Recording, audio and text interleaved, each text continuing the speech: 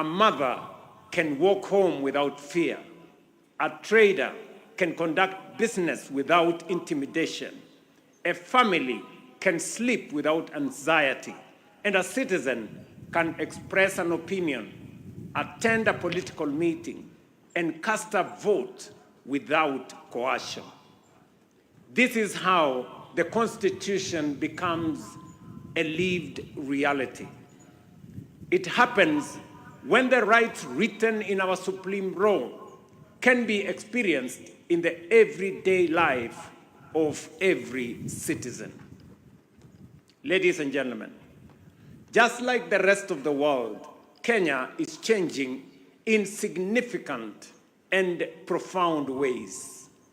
Our population is growing, our towns are expanding rapidly, and technology is transforming both the nature of crime and the methods required to prevent or contain it.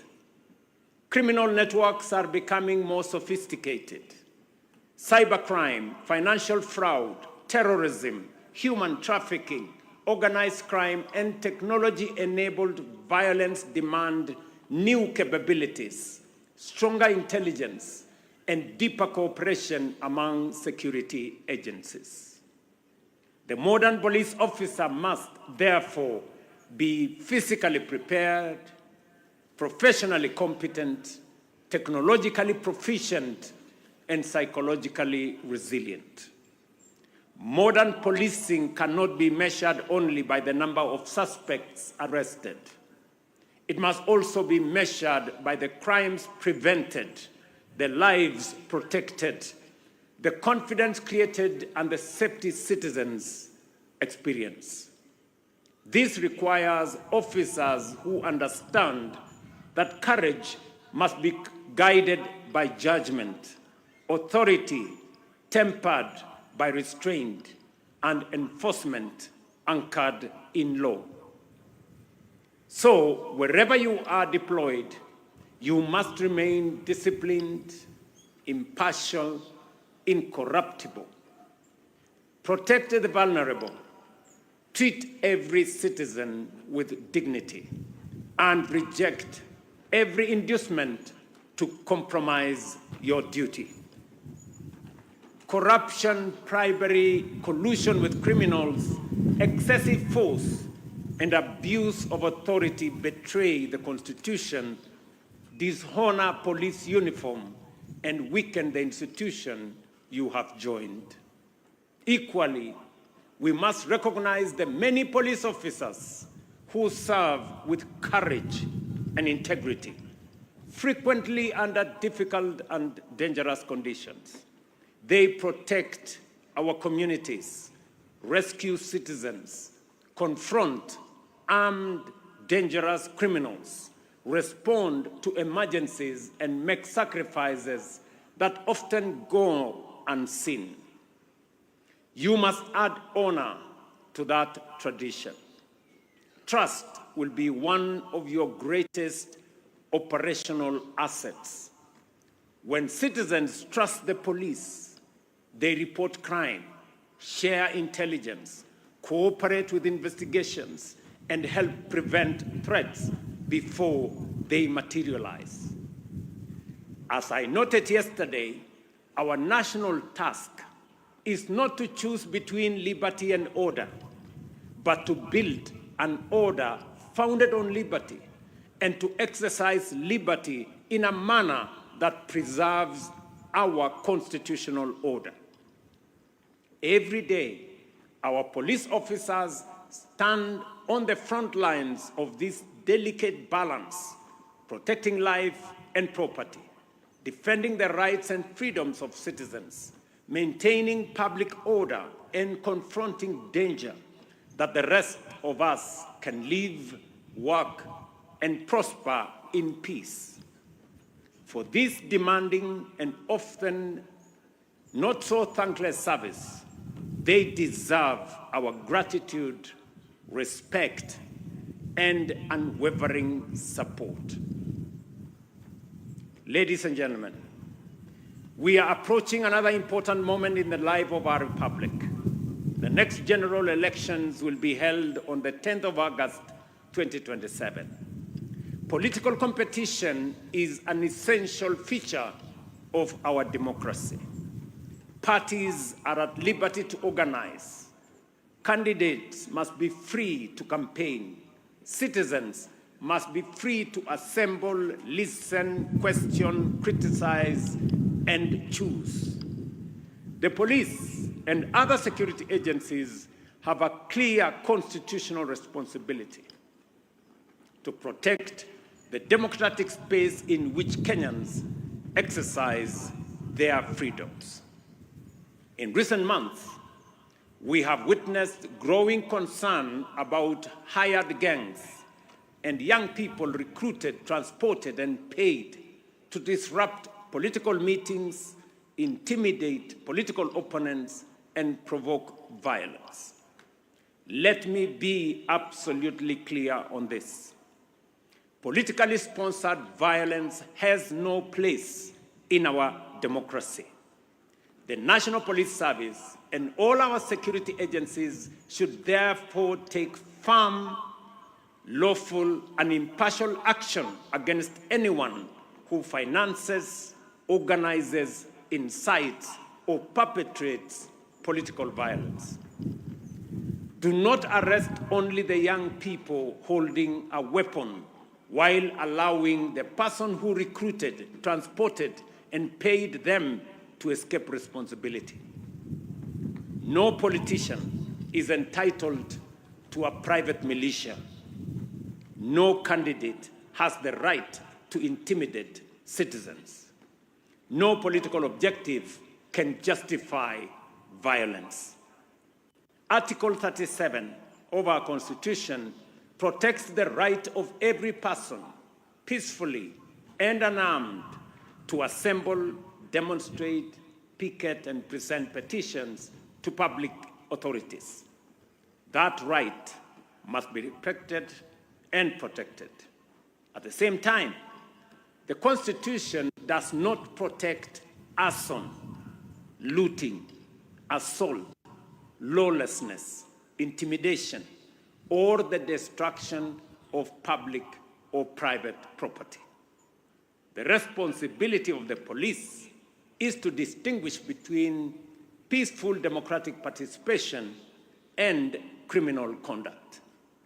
You must neither criminalize legitimate dissent nor excuse violence committed under the cover of politics. We must secure the election without compromising the democracy we are securing.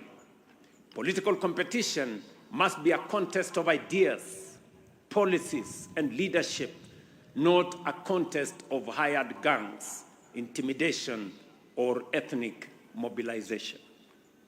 The people must decide freely and peacefully who will lead them. Ladies and gentlemen, security is also indispensable to the development of a nation. Every ambition we hold for Kenya rests upon the foundation of peace, stability, predictability, and public confidence.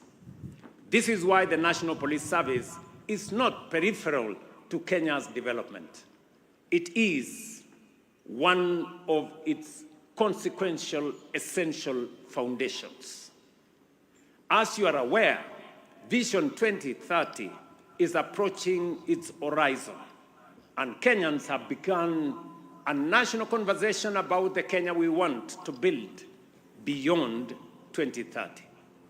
Security is first a constitutional right and a condition of human dignity. It is also the foundation upon which development is built. Therefore, when Kenyans ask what kind of Kenya they want beyond 2030, we must also ask what kind of police service Kenya will require.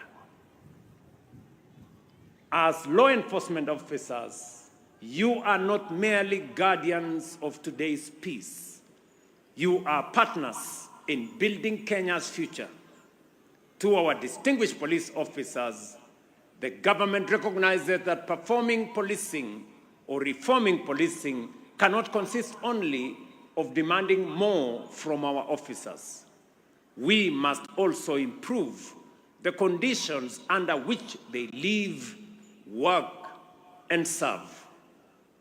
We cannot demand professionalism, integrity, and sacrifice from our police officers while remaining indifferent to their remuneration, housing, healthcare, equipment, career progression, and psychological well-being.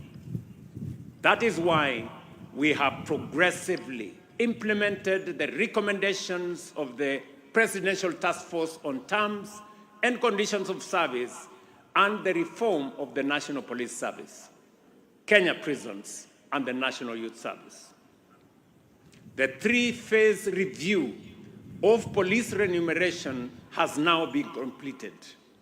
Entry-level basic pay for police constables has risen from 21,000 at the beginning of the review to 29,000, an increase of 36%. Salaries across other ranks have also been adjusted upwards. We will continue working with the National Police Service Commission and the Salaries and Remuneration Commission to ensure that remuneration remains fair, sustainable, and commensurate with the responsibilities and risks carried by our diligent officers. We are also addressing the long-standing deficit in police accommodation. Under the National Institutional Housing Program, the security sector has now a pipeline of 47,000 housing units across 165 projects. Of these, more than 2,000 units are already complete, over 9,500 are at various stages of construction, and a further 24,000 are under procurement. Major developments are underway at the Kiganjo and the General Service Unit Headquarters in Ruaraka, GSU Training School in Embakasi, and other strategic locations across the country. We have further introduced the Usalama cover under the Social Health Authority. More than 138,000 police and prison officers and their dependents have been onboarded and covered. The cover provides access to primary health care, inpatient and outpatient treatment, specialized care, and other essential benefits without co-payments or administrative barriers that previously burdened many officers and their families. At the same time, our police officers must be trained and equipped with the threats of today, not the conditions of yesterday. We are modernizing training in professional crowd management, intelligence-led operations, combating banditry, forensic investigation, cybercrime, emergency response, and the appropriate use of force. We are also strengthening mobility, air transport, surveillance, command and control, and providing officers with armored vehicles, bulletproof vests, ballistic helmets, and other protective equipment, especially when they operate in dangerous environments. Our objective is clear: a police service that is better trained, better protected, more mobile, and more capable must always be disciplined, accountable, and firmly governed by the law. Additionally, we are strengthening the